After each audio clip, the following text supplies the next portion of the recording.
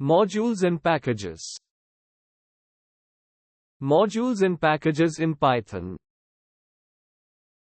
In this presentation, we will explore the concepts of modules and packages, and how they can be used to organize and reuse code in Python.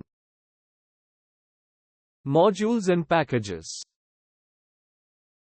Modules in Python are files containing Python code that can be imported and used in other programs. They help in organizing code and making it reusable.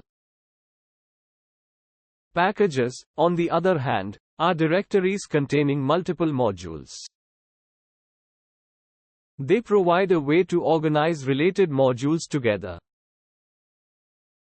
To create a module, we simply save our Python code in a file with a .py extension. We can then import this module in other programs using the import statement. Packages are created by organizing related modules in a directory and adding a special __init__.py